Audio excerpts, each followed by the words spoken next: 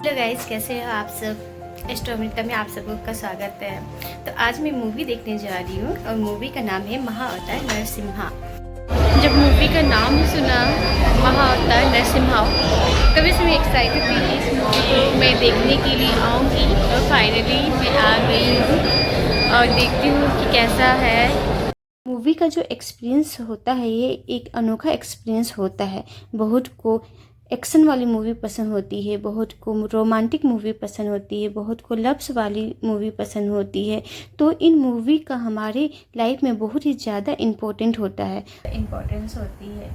हम इन मूवी की जो स्टोरीज होती है उसे अपनी लाइफ के साथ जोड़ करके देखते हैं। अभी हाल ही में जुलाई 2025 में एक नई मूवी आई है महाअवतार नरसिम्हा।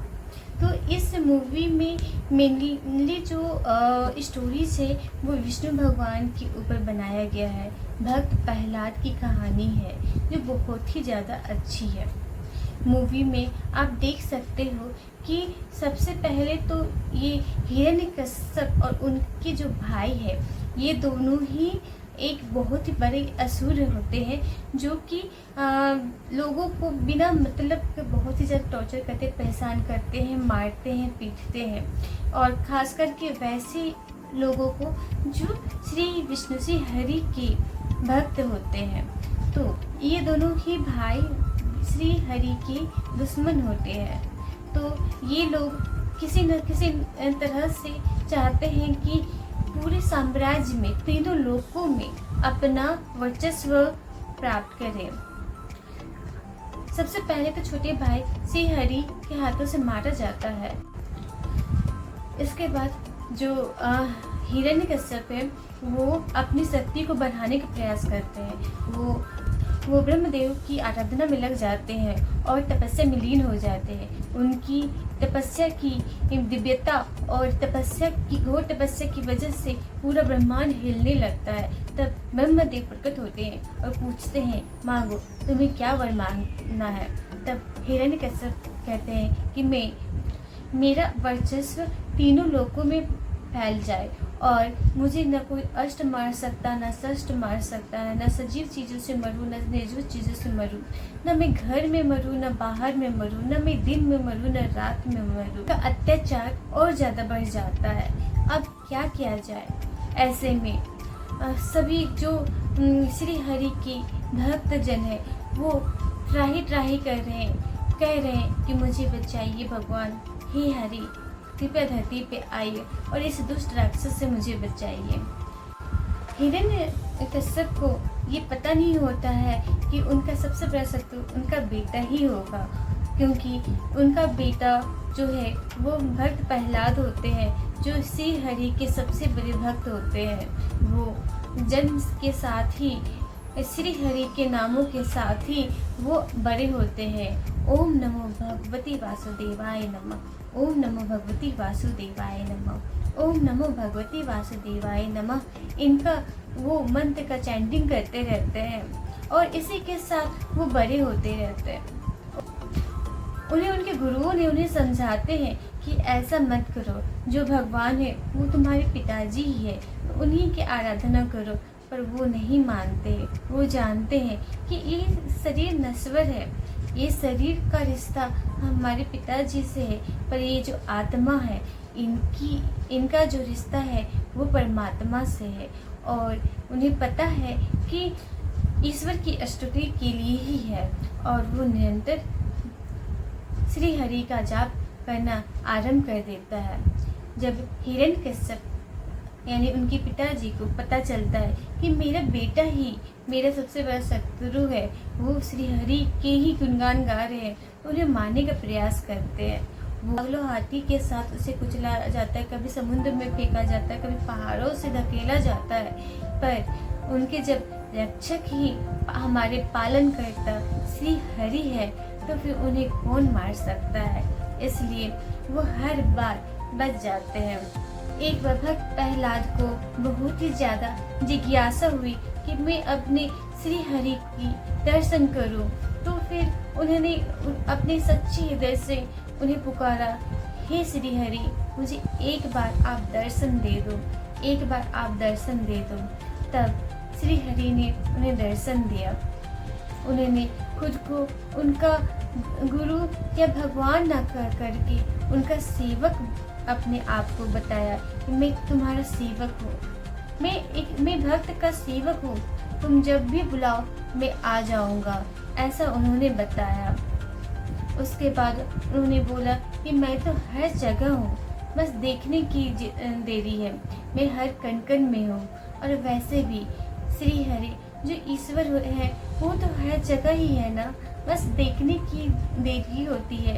मानो तो भगवान, ना मानो तो पत्थर। यानी कि हम जिस चीज़ को जैसे नज़रिए से देखते हैं वैसा ही हमें वो चीज़ दिखता है। कश्यप ने अपनी बहन होलिका को बुलाया क्योंकि उन्हें वो वरदान था कि वो अग्नि में भी बैठ जाए तो वो भस्म नहीं होगी, क्योंकि उनके पास एक दिव्य वस्त्र थे। तो उन्होंने कहा कि मेरे पुत्र के साथ तुम अग्नि में बैठ जाओ, इस बार तो ये मरेगा ही मरेगा। पर जो उनके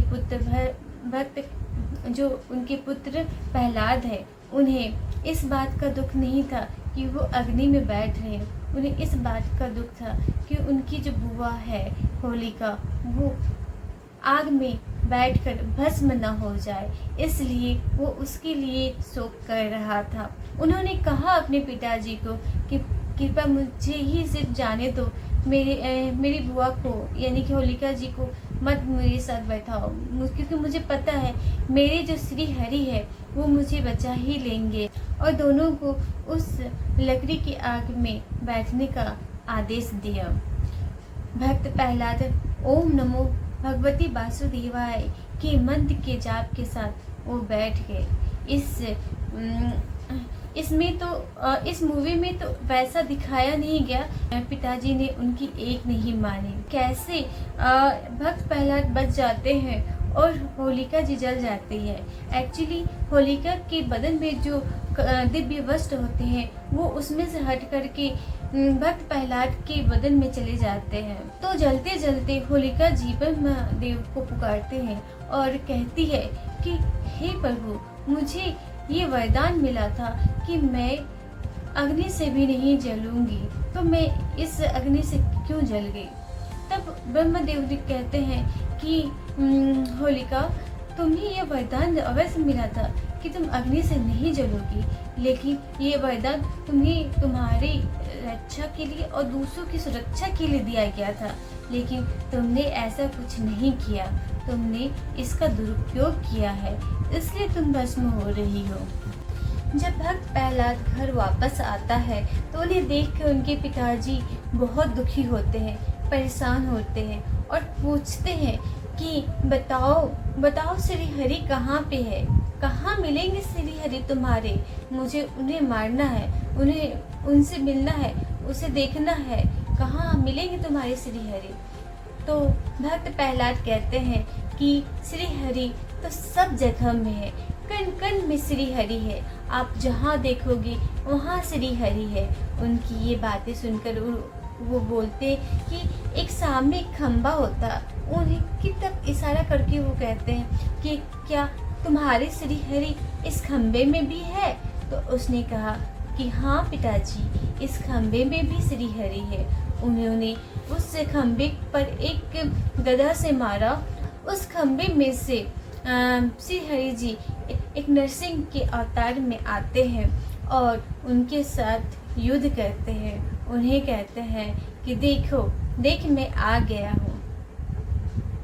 उन दोनों के बीच बहुत ही घमासान युद्ध होता है, बहुत देर तक उन दोनों की युद्ध चलता है। जैसे संध्या होती है, नरसिंह भगवान उन्हें खींच कर घर से बाहर की ओर ले जाते हैं और चौखट के पास लेकर के आते हैं। उन्हें अपने जंघा पर बैठाते हैं और उन्हें याद दिलाते हैं कि देख अभी दिन है न रात है, अभी संध्या है, देख तू आकाश में है न धरती में है, तू मेरी जंघा पे है। तुम्हें मारने के लिए ना तो मैं अस्त्र का उपयोग कर रहा हूँ, ना ही शस्त्र का उपयोग कर रहा हूँ, मैं तो तुम्हें अपने नाखून से मार रहा हूँ, जो ना कि सजीव है ना ही निर्जीव।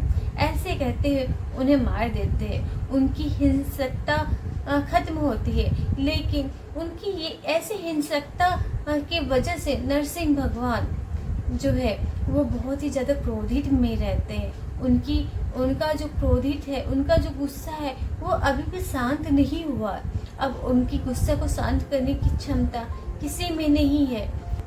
ना ही नारद मुनि, ना ही माता लक्ष्मी, किन्हीं में इतनी हिम्मत नहीं हो रही थी कि उनको जा कर के उन्हें शांत करे, उनके गुस्से को कम करे।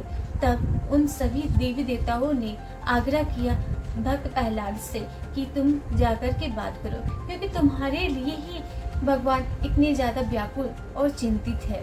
तब उन्होंने जाकर के श्री हरि का गुणगान किया और उनसे कहा कि आप क्रोध अपना शांत करें। तो उनकी बातों को सुनकर वो शांत हो गए और उन्हें अपने गोद में बैठा लिया, उन्हें गले से लगा लिया। तो ये था महाअवतार नरसिंहा की स्टोरी। ये मूवी तो मुझे बहुत ही अच्छी लगी, इसकी रिव्यू बहुत ही अच्छा है। भले ही ये एनिमेशन मूवी है, पर ये हमें हमारी धार्मिक संस्कृति से जोड़ती है। ये हमें हमारे कल्चर से रूबरू कराती है। ये हमें बताते हैं विष्णु देव की लीलाएं, और ये हमें हमारे जीवन से अवगत कराती है, हमारे जीवन का लक्ष्य बताती है। पर ऐसे कहानियों वाली मूवी बहुत कम ही में आती है। तो मैं तो कहूँगी देखिए, और भगवान के प्रति आप अपनी श्रद्धा को उजागर करें। ईश्वर तो ईश्वर है, ईश्वर के अलावा और कौन है हमारा। ईश्वर ही सब कुछ है, और ईश्वर पे अगर आप लीन हो जाते हैं तो सच माने आपकी सारी प्रॉब्लम सॉल्व हो जाएगी। एक बात बोलूं, प्रॉब्लम तो हर किसी की लाइफ में है ही, प्रॉब्लम्स तो हर किसी की लाइफ में है ही, पर प्रॉब्लम्स को सहने की क्षमता अगर कोई देते हैं ना तो वो भगवान ही है। इंसान जब जन्म लेता है तब से ही शुरू हो जाती है। ऐसा नहीं है कि प्रॉब्लम सारी खत्म हो जाएंगी, या फिर मैं ये कहूँगी कि भगवान जी को आप याद करो, वो सॉर्ट आउट हो जाएगी, वो ऐसा मैं नहीं कहूँगी। पर वो शक्ति, जो सहने की शक्ति, प्रॉब्लम सहने की शक्ति, उसे सॉल्व करने की आइडियाज़, वो आपको ज़रूर मिलेगी। और ये विश्वास करते हुए आप उनका स्मरण करें। मानव जीवन के कल्याण के लिए समय समय पर विष्णु भगवान इस धरती पर अवतरित होते रहे हैं। तो प्रेम से बोलिए ओम नमो भगवते वासुदेवाय नमः। जय श्री हरि, जय राधे कृष्ण, जय श्री पार्वती। और अगर आपको मेरा ये वीडियो अच्छा लगा तो प्लीज़ लाइक करें, सब्सक्राइब करें और शेयर करें। हर हर महादेव।